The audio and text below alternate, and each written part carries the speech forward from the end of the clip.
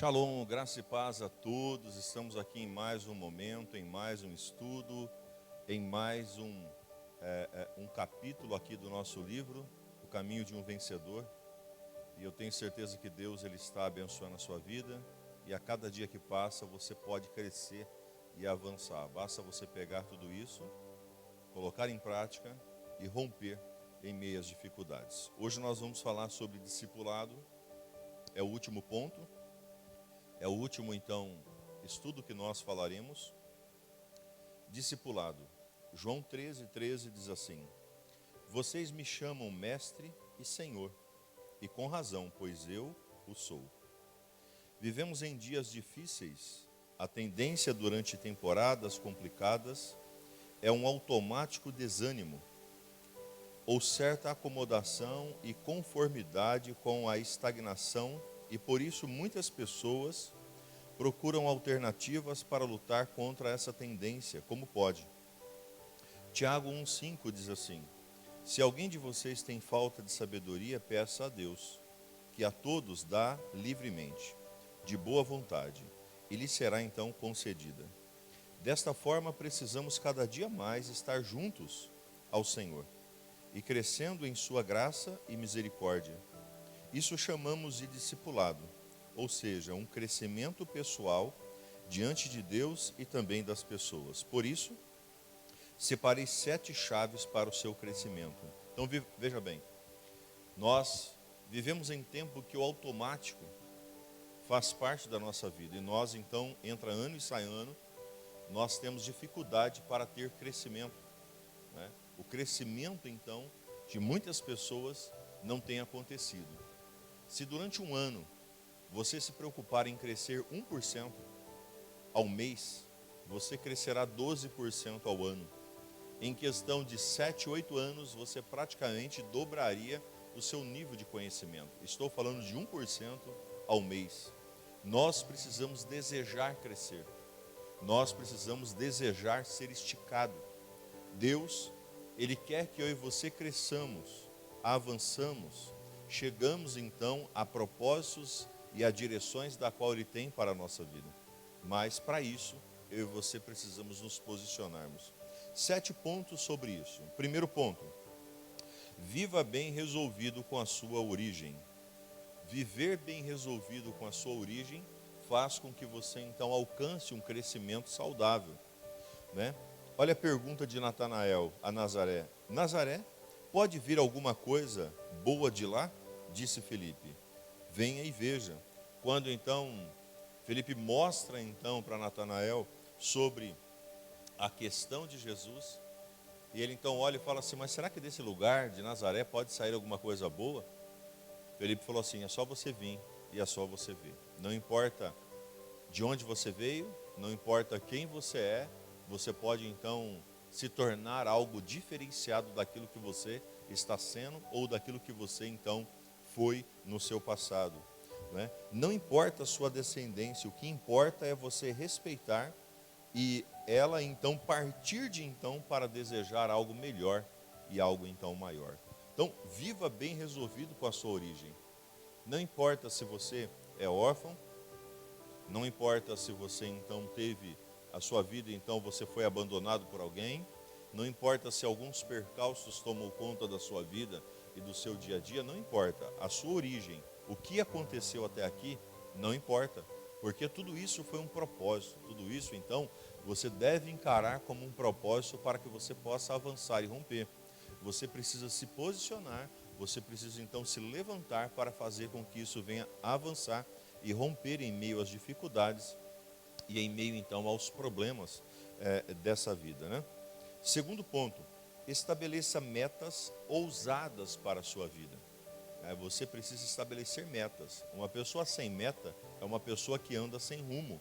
Uma pessoa sem meta é uma pessoa que não consegue então alcançar os lugares, as formas, os pontos, porque ele não sabe para onde está indo. As metas nos esticam, as metas nos puxam então para nós chegarmos a lugares então diferenciados. João 14:12 diz assim: digo-lhes a verdade, aquele que crê em mim fará também as obras que eu tenho realizado, fará coisas ainda maiores do que essas, porque eu estou indo para o Pai. Né?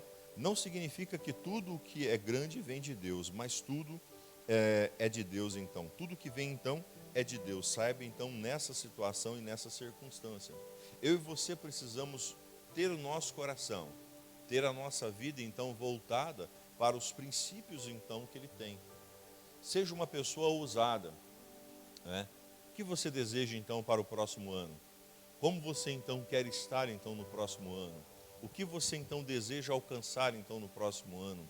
Se estique, não seja uma pessoa acomodada, não seja uma pessoa então paralisada, seja uma pessoa que avance então em meio às dificuldades.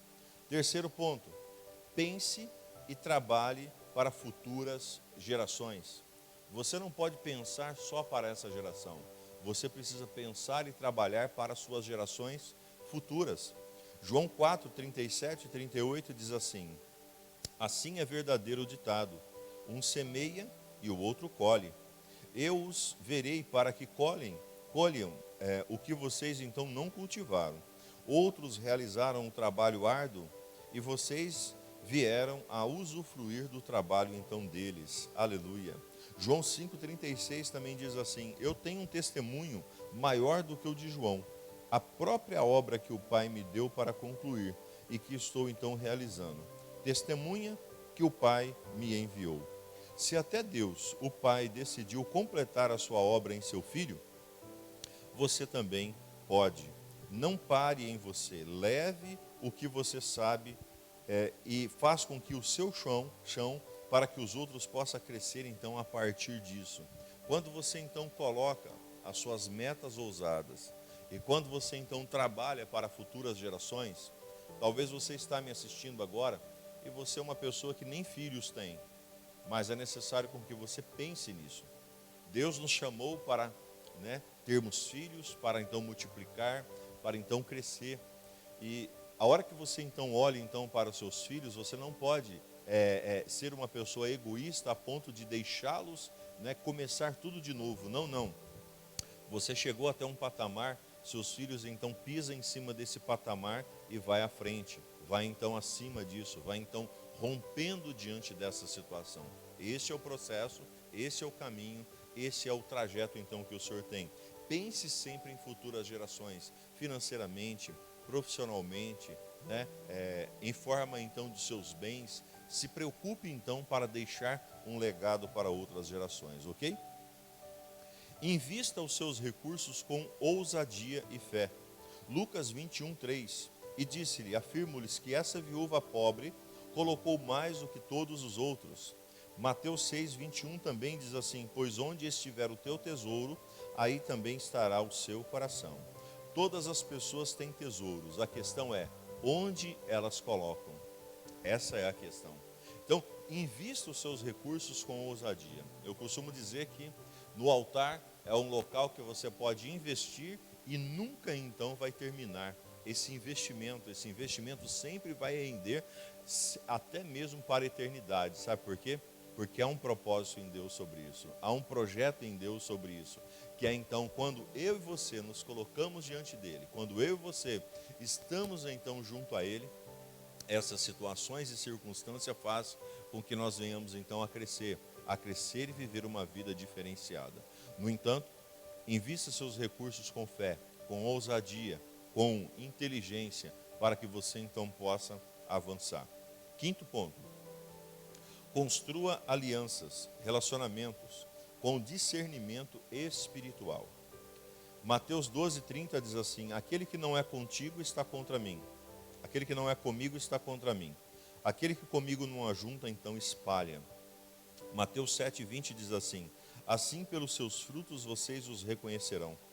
Os relacionamentos podem te ajudar a avançar, como pode te atrapalhar no processo de sua caminhada. As alianças fazem parte da nossa vida.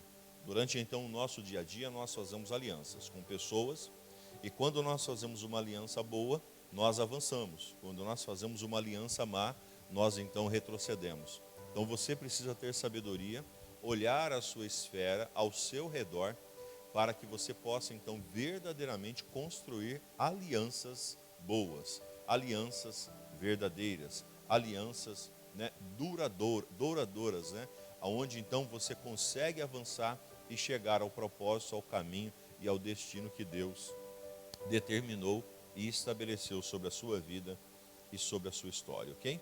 Sexto, avalie seus indicadores durante o processo. Tudo você precisa fazer medições, né? Mateus 6,5 diz assim: e quando vocês orarem, não sejam como os hipócritas. Eles gostam de ficar orando em pé nas sinagogas e nas esquinas, a fim de serem vistos então pelos outros. Eu lhes asseguro que eles já receberam a sua plena recompensa. Mateus 23:24 diz assim: guia cego? Vocês coam um mosquito e engolem então um camelo? Quem avalia o processo consegue identificar o que deve mexer e mudar para poder avançar. Tudo que não é medido não pode ser melhorado. Você precisa ser uma pessoa que mede. Você precisa ser uma pessoa que avalia. Você precisa ser uma pessoa que então organiza essa situação para que você possa então dar saltos, para que você possa então romper, para que você possa então ultrapassar as situações, as questões e as dificuldades então sobre a sua vida, ok? Faça dessa forma, haja dessa maneira, para que você então suba degraus então sobre a sua vida, sobre o seu caminho e sobre a sua direção, ok? Sétimo, multiplique então o seu trabalho com pessoas, né? Você precisa multiplicar o seu trabalho com pessoas. Você não pode ser uma pessoa que só você faça. Você precisa então multiplicar aquilo que você faz. Você precisa trazer esse nível de crescimento para o ambiente da qual você está. Portanto, vão e façam discípulos de todas as nações, batizando-os em nome do Pai, do Filho e do Espírito Santo, ensinando-os a obedecer a tudo o que eu lhes ordenei. E eu estarei sempre com vocês até o final dos tempos. Aleluia. Mateus 28, 19 ao 20. Tudo que você recebeu até aqui de ensinamentos e direções, não deixe parar em você mesmo. Compartilhe, fale, ajude a outras pessoas a fazerem o mesmo caminho que você está fazendo, convidando-os a irem à igreja, a buscar ao Senhor, a entregar a vida então a Ele. E este é o grande propósito de Deus para cada um de nós. Não se esqueça de, então, estar sempre colocando, então, as mãos de Deus e o processo de Deus na sua vida, na sua história e na sua família. Então, multiplique os seus trabalhos. Faça, então, com que aquilo que você saiba, replique. No seu trabalho, replique o seu conhecimento. Na igreja, replique o seu conhecimento com os seus filhos, replique o seu conhecimento. Aí algumas pessoas falam assim: mas pastor, se eu ensinar alguém, depois alguém vai tomar o meu lugar. Engano seu. Todas as pessoas, elas então podem ter os seus espaços, sem tirar então os nossos espaços. Isso faz parte de um processo, de um projeto e de um caminho então de nossas vidas e de nossa história. Então, avance, prossiga, rompa, viva então processos e direções que Deus estabeleceu sobre você, sobre a sua casa, sobre a sua vida e sobre a sua família, em nome de Jesus. Que o Senhor possa te abençoar. Quero orar por você para que você possa crescer, avançar e viver uma vida em discipulado, em crescimento e ascensão diante do Senhor. Pai, eu quero, Senhor, orar, apresentar a vida de cada uma dessas pessoas e pedir a Ti a Tua bênção e a Sua vitória. Que haja, Senhor, um nível de multiplicação, um nível de crescimento, um nível diferenciado sobre a vida, sobre a casa, sobre a família, sobre a história de cada um dos Teus, para que assim eles possam avançar e romper mediante as dificuldades e mediante, Senhor, aos problemas. No nome de Jesus eu te peço, no nome de Jesus eu te louvo, no nome de Jesus eu te agradeço, Pai. Muito, muito obrigado, Senhor. Amém e amém. Que Deus te abençoe, que Deus te proteja, te guarde e espero que esse livro, né, e também esses estudos fez sentido para a sua vida, tá? Ainda nós temos alguns devocionais, sugiro que você leia, que você então aprenda mais no livro e que você possa então crescer. E se você sentir no seu coração, volte e faça novamente para que você venha então aumentar o seu conhecimento, a sua fé e a sua vida em nome de Jesus. Shalom.